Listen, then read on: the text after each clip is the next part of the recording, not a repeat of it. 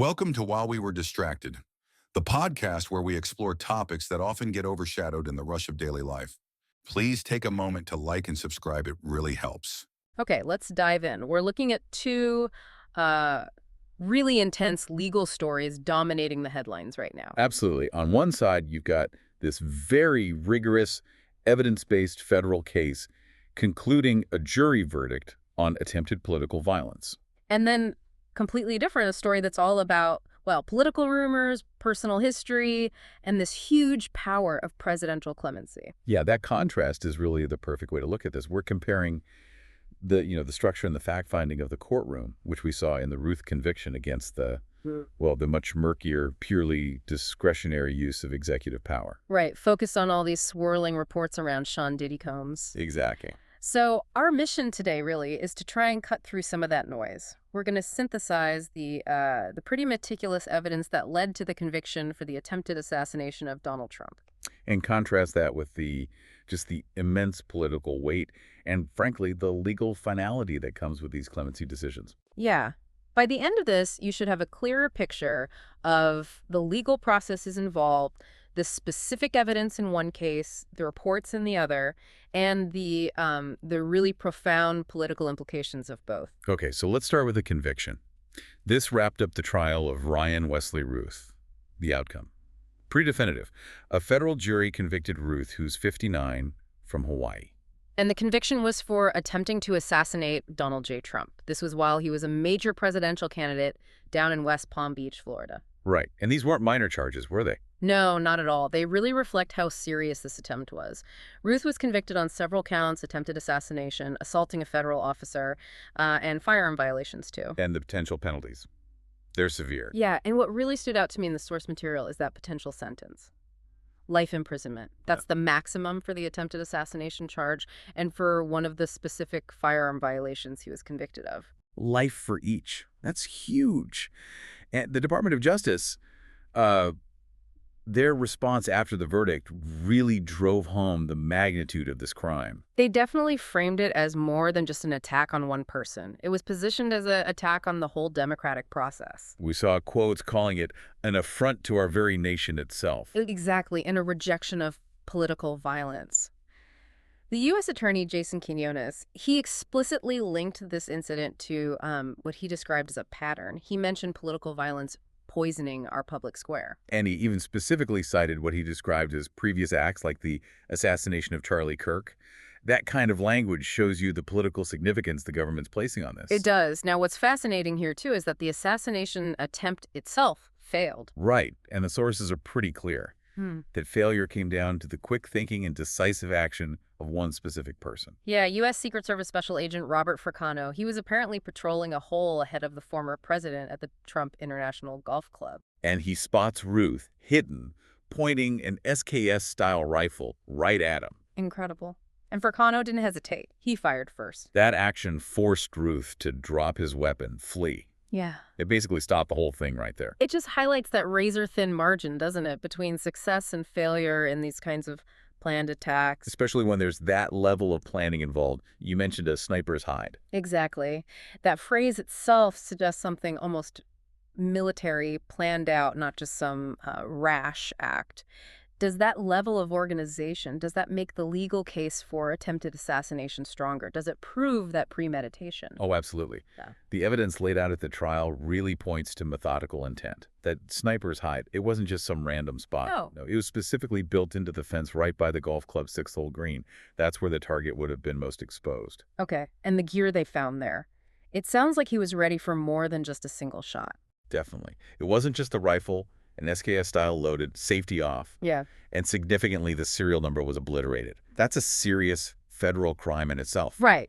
What else? They found a magazine with 19 more rounds of ammo, steel armor plates, and get this, a camera attached to the fence pointing right at the green. A camera. Wow. So surveillance. Or maybe trying to record the act. Could be either or both. But it clearly shows this was more than just a guy showing up with a gun. This was planned, a planned assassination attempt. Okay, so he flees after being fired upon. How did they catch him? Well, the escape was fast. He took off in a black Nissan Xterra. But it seems like a really coordinated effort kicked in. Law enforcement? Yeah, local law enforcement working with a witness who saw him, and they even used a police helicopter. They caught him heading northbound on I-95. The net closed pretty quickly. Okay. But the evidence that really seems to lock down the intent, it sounds like it came from his digital footprint and other planning materials. That's where it gets really chilling. Cell phone records. They showed Ruth pinging cell towers near Trump International and Mar-a-Lago. Just once or twice? No, repeatedly. Over a whole month. From about August 18th right through to September 15th. That confirms sustained surveillance. He was watching, planning. And the planning went right down to the escape route, didn't it? It seems so. When they searched his car, they found a list of international flights scheduled to leave that very afternoon and evening, the day of the assassination attempt. So the plan was carry out the attack, get straight to the airport, and leave the country. Looks that way. But the most damning piece of evidence, probably the letter. Yes, a little handwritten note addressed Dear World. Ruth had apparently dropped it off in a box at someone's house, a witness. And what did it say? Explicitly stated, quote, "This was an assassination attempt on Donald Trump, but I am so sorry I failed you." Wow, okay. There's really no ambiguity there, is there? How does a defense lawyer even try to argue against intent with that? It's incredibly difficult, if not impossible. And the FBI director put this in context, too, noting this attempt happened just weeks before an election. Right, and only months after that other attempt in Pennsylvania where Trump was actually grazed by a bullet. Exactly. So the Ruth prosecution, the way they gather the cell data, the physical evidence, that definitive letter, it all sends a really strong message, doesn't it? It does. It says political violence will be met with the full methodical force of the judicial system, accountability through evidence and process. And that idea of robust enforcement, of accountability through the courts, it brings us right to our second story, which involves a completely different kind of potential legal outcome. Yeah, one that doesn't rely on evidence presented to a jury, but purely on executive discretion. We're shifting focus now to the question of presidential clemency, specifically surrounding the music mogul Sean "Diddy" Combs. And this story really is a stark contrast. So Combs was convicted back in July, not on the most serious charges he faced, like racketeering or sex trafficking. He was acquitted of those. Right, but he was convicted on 2 counts of transportation to engage in prostitution, violating the Mann Act.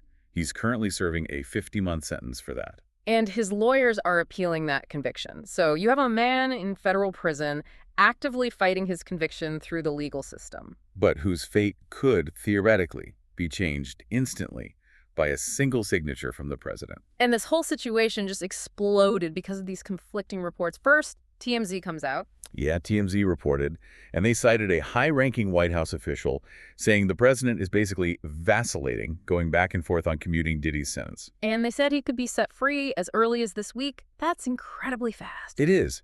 And notably, after the White House pushed back, TMZ didn't back down. They explicitly stated, "We stand by our story." Which is pretty unusual. Usually there's some hedging, but then the official denial came. Right. The White House Communications Office told NBC News flat out there is zero truth to the TMZ report, called it fake news. So you, the listener, you're left holding these 2 completely opposite accounts, both supposedly coming from high-level sources inside the administration. It's a classic he said, she said at the highest levels. And adding another layer of complexity here is the personal political history involved. Ah, right.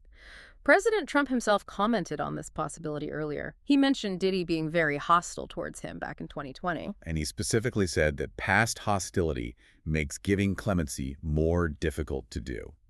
Which tells you right there, this isn't necessarily about the legal merits of the case anymore, is it?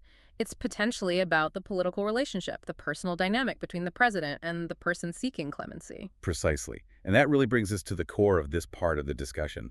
Just how broad is this executive power? And how does it operate so separately from the judicial system we just talked about with Ruth? Okay, so break that down for us. What exactly is the power of clemency? And why is it considered so absolute? Well, presidential clemency really covers 2 main actions. There's commutation, which means reducing a sentence, like letting someone out of prison early, but the conviction still stands. Okay. And then there's a pardon, which essentially forgives the crime altogether, wipes the slate clean legally. Got it. Commutation reduces the sentence, pardon forgives the crime. Right. And the crucial point the sources emphasize is that this power rests entirely with the president. It's purely discretionary. Meaning no checks, no balances. Pretty much. Aye. There are no legal requirements to review evidence, no need to even consult with the official pardon attorney of the Department of Justice, though sometimes they do. It operates completely outside that strict judicial process that convicted Ruth. So if the president can just act on discretion purely based on their own judgment or reasons, what kind of precedence does that set for why someone might get clemency? That's the critical question. And if we look at the Diddy situation in the context of other recent uses of this power, the sources definitely highlight a pattern. A pattern of clemency being used for reasons other than, say, wrongful conviction or extraordinary rehabilitation. Exactly. Often, it seems political loyalty or maybe personal connections can play a big role, potentially overriding standard judicial review. Like, what examples are cited? Well, just last week, President Trump commuted the sentence of former Congressman George Santos. Okay.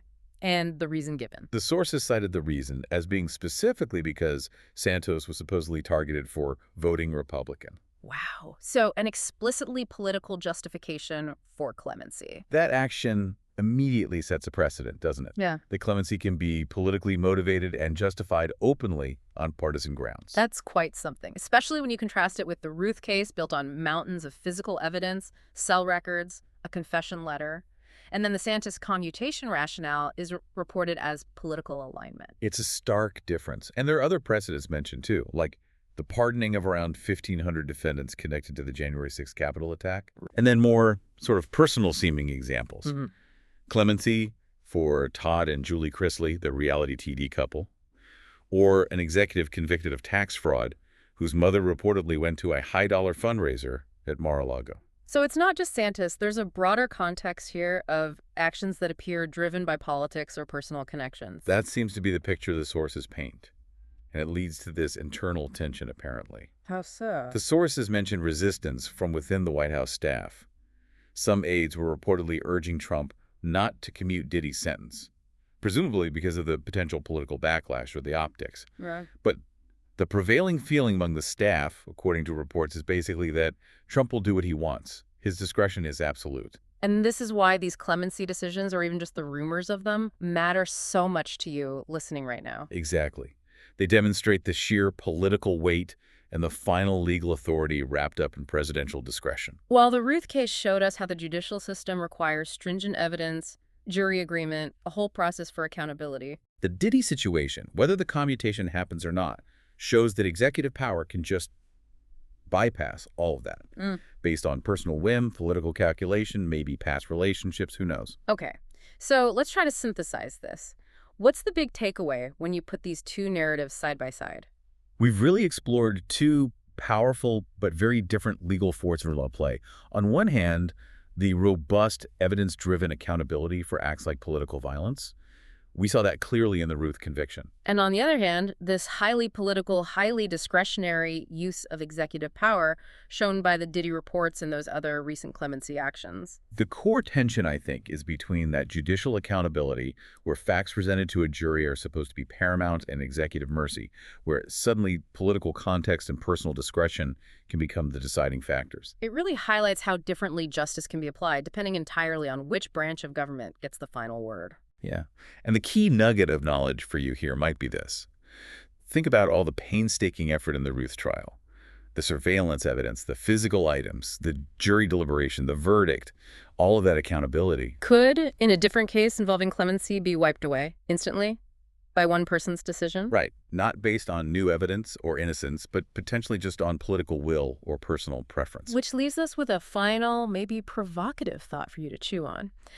In today's highly charged political climate, should this power of presidential clemency, this absolute power that can effectively undo the work of prosecutors, judges, juries, should it have more checks, more transparency? Or is its absolute nature actually essential to the balance of powers in the American system? Is that unchecked discretion part of the design? Don't forget to like and subscribe for the next episode on While We Were Distracted.